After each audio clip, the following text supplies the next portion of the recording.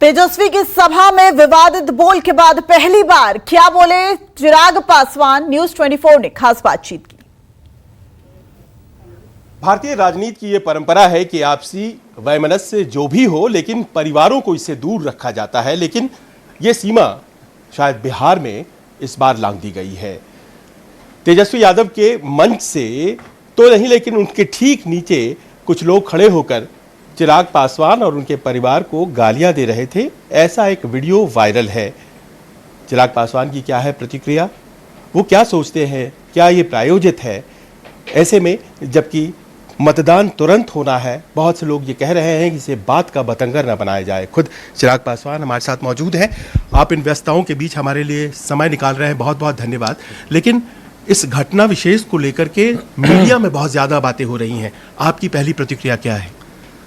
स्वाभाविक सी प्रतिक्रिया है, इंसान दुखी होता है ऐसी बातों को सुनकर। और मेरा परिवार सार्वजनिक जीवन में नहीं है। मैं खैर इस बात का भी पक्षधर नहीं हूँ कि अगर कोई सार्वजनिक जीवन में है तब भी उसको गालियाँ दी जाएं।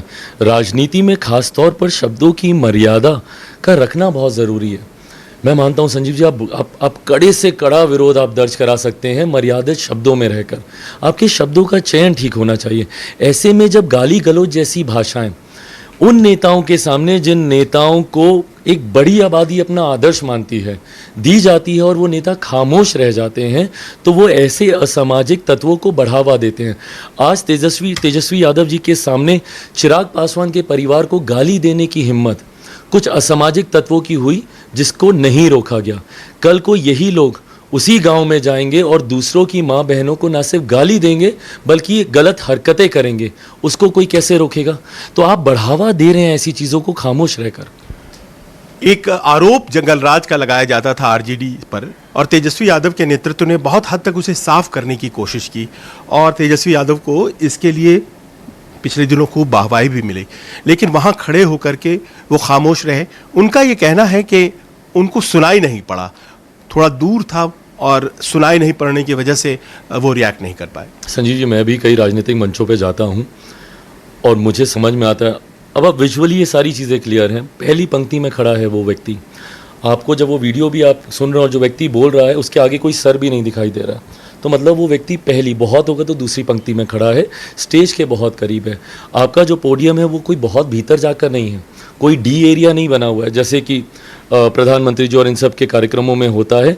इवन प्रधानमंत्री जी के कार्यक्रम में जब कोई दूर से बोलता है वो भी मंच तक हम लोग को सुनाई देता है, इतनी दूरी होने के बावजूद। ऐसे में नहीं संभव है। दूसरा, are you really justifying what happened? ये सब कह के कि मैंने सुना नहीं, एक शब्द में इसका जवाब था। मेरे साथ अगर ऐसा होता, मेरे सामने, मैं रावड़ी जी को अपनी माँ मानता हूँ, वो है मेरी माँ। मैं मीसा दी को अपनी बड़ी बहन मानता हूँ, रोहिणी हो, तमाम उनके परिवार के सदस्य मेरे भाई बहन हैं। मेरे सामने अगर कोई ऐसा करता, मैं मुंह तोड़ जवाब देता। मैं कड़ी आपत्ति तुरंत उसी वक्त मैं दर्ज करवाता। पर उनका खामोश रहना, वो खामोश हैं भाई, बगल में उनकी प्रत्याशी खड़ी हैं, महिला हैं वो, और महिलाओं को इस तरीके से गाली दी जा रही है। कल को कैसे डिफेंड करेंगी वो? आगे जाकर अगर उनको मौका मिलता है जमुई से आगे जाने का, तो कैसे संरक्षण करेंगी उन महिलाओं का, जब आप अपने सामने दूसरी महिला को गाली पड़ रही है और आप खामोश हैं? तेजस्वी यादव और आप में मित्रता है, राजनीतिक वैमनस्य है, और मैंने कभी आपको बहुत ज़्यादा तेजस्वी यादव के खिलाफ बोलते हुए नहीं सुना। आप इमोशनल हैं, आपको लगा, एक झटका लगता है कि ऐसी बातें उनके द्वारा मना नहीं की गई, या फिर अभी भी ये कहा जा रहा है कि बात का बतंगड़ बनाया जा रहा है? क्या कुछ ऐसा है? नहीं, बिल्कुल। जैसा मैंने कहा, मैं नाराज़ नहीं हूँ, मैं गुस्सा नहीं हूँ, मैं दुखी हूँ। और ये बात मुझे ज़्यादा हर्ट करती। कोई भी और मंच होता शायद मैं उसमें ज़्यादा गुस्से में होता, पर मेरा छोटा भाई अगर किसी मंच पे खड़ा है और उनके सामने मेरा ही परिवार नहीं है, ये उनका भी परिवार है, पर मुझे नहीं पता कि आजकल चुनाव जीतने की होड़ में इस तरीके से मर्यादा को तार तार किया जा रहा है। कुछ समय पूर्व मेरे जीजा जी को लेकर जो वहाँ से चुनाव लड़ रहे हैं, उनको लेकर भी उन्होंने इसी तरीके की टिप्पणी की थी। भाई, वो मेरे ही जीजा नहीं, आपके भी जीजा हैं। आपके परिवार में आपकी जितनी बहनें हैं, उनके बेटर हाउस को हम लोग जीजा जी कह के ही बुलाते हैं। मीसा दी का परिवार हो, रोहिणी जी का परिवार हो, जितने भी ऐसे परिवार हैं, ये वो नाम है जो सार्वजनिक जीवन में मैं इसलिए ले रहा हूँ। बट इस तरीके से आप व्यक्तिगत, आपके ऊपर टिप्पणियाँ की जाती हैं, आप खामोश खड़े रहते हैं, ये बात दुखी करती है। आखिर में ये कहा जा रहा है कि चुनाव सर पर हैं, मतदान होना है, तो मुद्दे तलाशे जा रहे हैं, हम लोगों ने घेर लिया है और इस तरह की बातें। नहीं, तो अब अगर मुझे मुद्दा बनाना होता तो मैं कम से कम इतनी विनम्रता से बातें नहीं कह रहा होता। मैं इसको मुद्दा नहीं बनाना चाहता हूँ।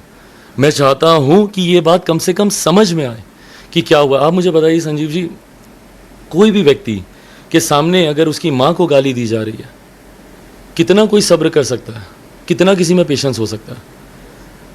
मतलब एक सब्र की भी एक सीमा होगी ना। अब क्या मैं इस पर इतना भी रिएक्ट ना करूं? मैं ये भी नहीं बोलूं कि भाई गलत हुआ। मैं अपने परिवार को अगर मैं डिफेंड नहीं कर सकता तो मैं बिहार को डिफेंड करने की सोच कहां से रखूंगा? मैं अगर अपने परिवार की मान सम्मान का मैं संरक्षण नहीं कर सकता तो फिर मुझे बिहारियों के संरक्षण की तो बात करने की बात ही छोड़ देनी चाहिए। तो ऐसे में मुझसे क्या उम्मीद की जाती है? क्या आप मुझे गाली दें और मैं खामोशी से कमरे में बैठा रहूं? नहीं संभव है ये। चुनाव आयोग जाएंगे?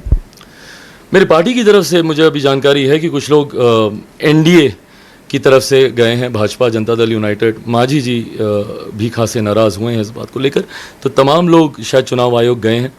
बहरहाल मैं बहुत ज़्यादा पक्षधर उस बात को लेकर नहीं हूँ, बट हाँ जो हुआ है उस पर कम से कम इन लोगों को एहसास होना चाहिए कि गलत है। कार्रवाई होनी चाहिए और कड़े संदेश ऐसे नेताओं के द्वारा दिए जाने चाहिए, नहीं तो फिर ये वही जंगल राज की याद दिला रहा है।